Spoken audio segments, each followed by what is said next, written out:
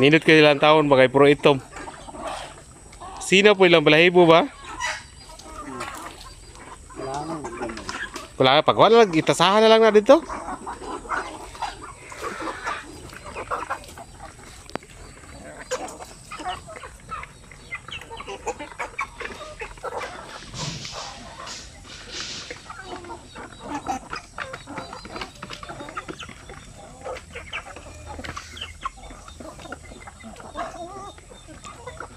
So supposed to be no ay ngayong araw ay mag-ship kami ng ng sampin na 4 months old doon sa Tagum City kay si Rene Ikina.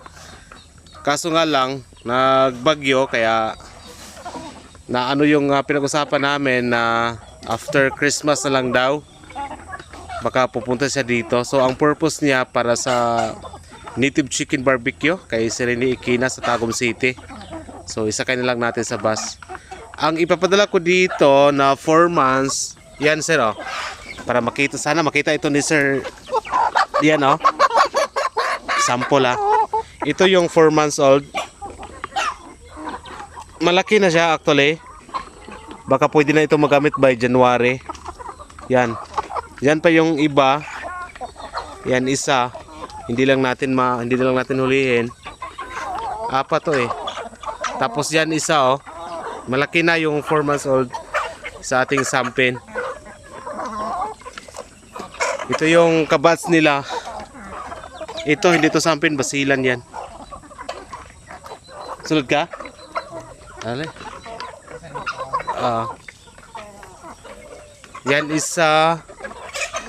Tapos isa. Yan pa din isa. Pangalawa, pangatlo yan isa. Tapos ang isa saan ba? Ayun oh. Yun isa. Ayan, malaki na. Yan oh. 4 months old.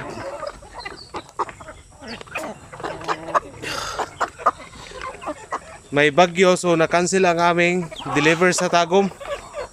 So yan, napag-usapan namin kanina na after Christmas na lang. Kasi magdagdag pa siya ng sampin. Nakabili na siya sa akin nung una, magdagdag na lang siya. Okay.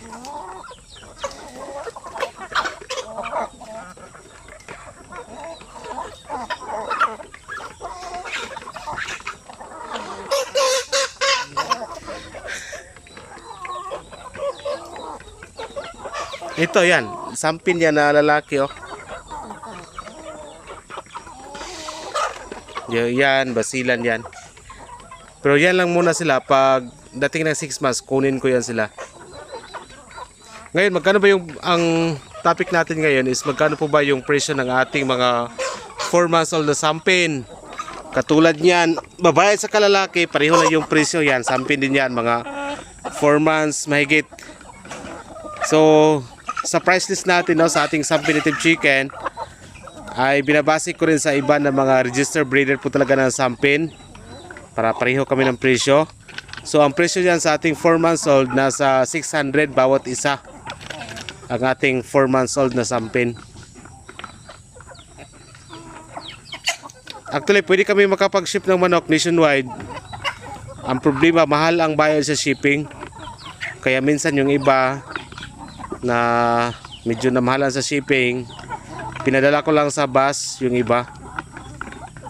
So yan na po, kung magkano yung presyo ng ating sampin na 4 months old ay 600 pesos lang.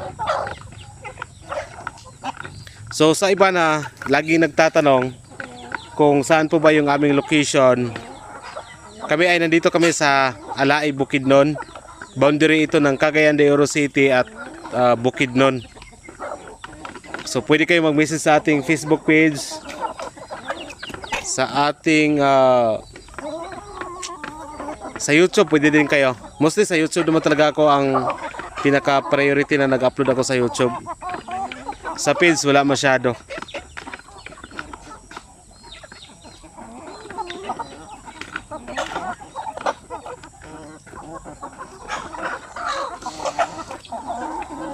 Napa na sulod diha boy? Balik hatag butang itong isa nga bakante oh.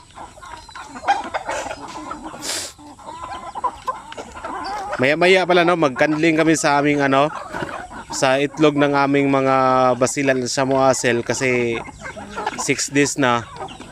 I-out na natin yung may mga ano, walang similya.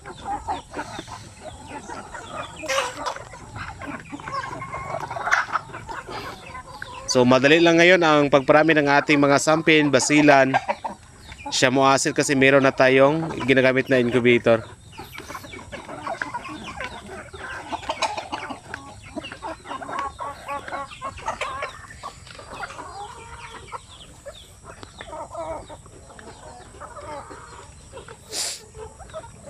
Kulang pa rin yung ating mga sampin. Sampin ang pinakano dito, yung pinakamaraming gustong bumili. Sa ngayon, halos ubos-ubos yung aking mga sampin na mga sisiw. Basilan sa Moasel, marami.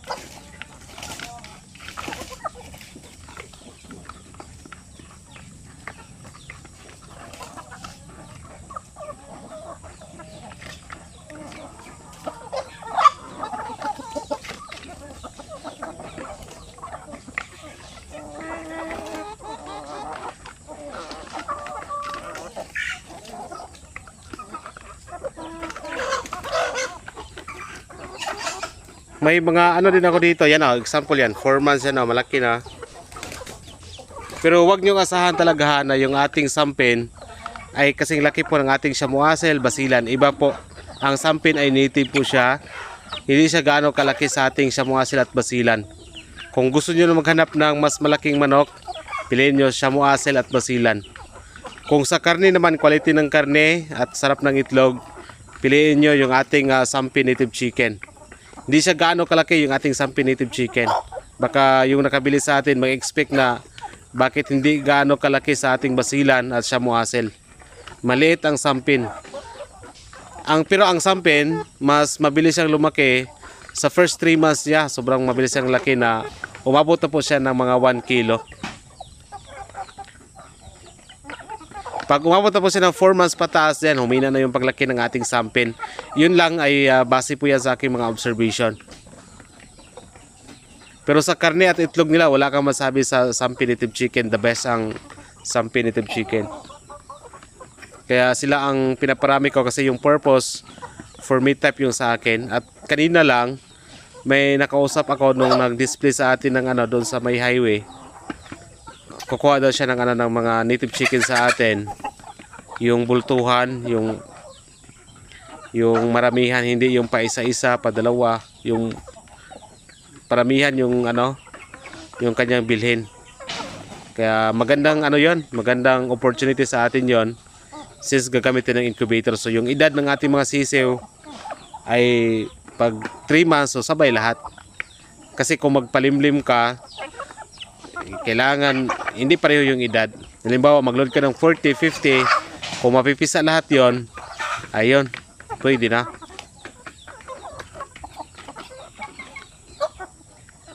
Pero dito sa akin, sa aking manukan ay na-maintain ko pa rin yung breeding ng pure sampin, Moasel at basilan. Hindi ko sila hinalo-halo para just in case kung mayroong mag-inquire ay ayun, pwede tayo magbigay ng ganong klaseng mga manok. Sa ganun ay medyo mahirap yung pag-maintain ng isang purebred ng manok. Lalo na limited lang po yung ating yung ating space dito sa ating breeding pen dito sa may net. So kung may pira tayo, dagdag tayo ng ng kulungan sa kanila.